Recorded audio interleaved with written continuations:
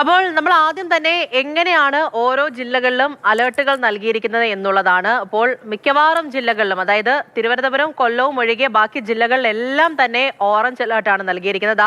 ഈ മാപ്പിൽ കാണുന്ന പോലെ ജില്ലകൾ അത്രത്തോളം എടുത്തു പറഞ്ഞില്ലെങ്കിലും പ്രേക്ഷകർക്ക് കൃത്യമായിട്ട് മനസ്സിലാകും. ഈ കാണുന്നത് പോലെ തന്നെയാണ് തിരുവനന്തപുരം, കൊല്ലവും ഒഴിച്ച് ബാക്കി എല്ലാ ജില്ലകളിലും ഓറഞ്ച് അലേർട്ടാണ് നൽകിയിരിക്കുന്നത്.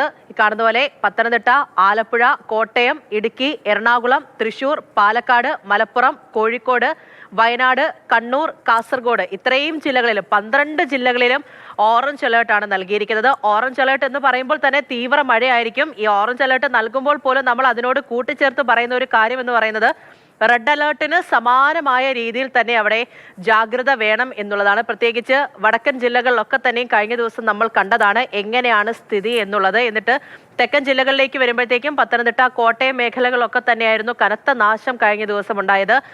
വലിയ രീതിയിൽ വെള്ളക്കെട്ട് ഉണ്ടാകുന്നു നമ്മൾ കണ്ടതാണ്. അപ്പോൾ ആ രീതിയിലുള്ള സാഹചര്യമാണ് പലയിടങ്ങളിലും ഉള്ളത്.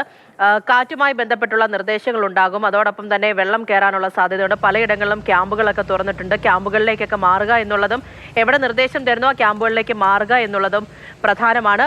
അതോടൊപ്പം തന്നെ പല വിധത്തിലുള്ള, നമ്മൾ എടുത്തു പറഞ്ഞില്ല എങ്കിൽ പോലും നമുക്ക് എല്ലാവർക്കും അറിയാം എങ്കിൽ പോലും പറയുകയാണ്, ഈ പരമാവധി യാത്രയൊക്കെ ഒഴിവാക്കുക, വെള്ളക്കെട്ടുള്ള പ്രദേശങ്ങളിലേക്കൊക്കെ പോകാതെ ഇരിക്കുക. എന്തെങ്കിലും അടിയന്തര സാഹചര്യമാണ്, പോകേണ്ട ഒരു അവസ്ഥയാണ്, പല വിധത്തിലുള്ള പ്രവർത്തനങ്ങളിലൊക്കെ ജനങ്ങൾ ഏർപ്പെടും.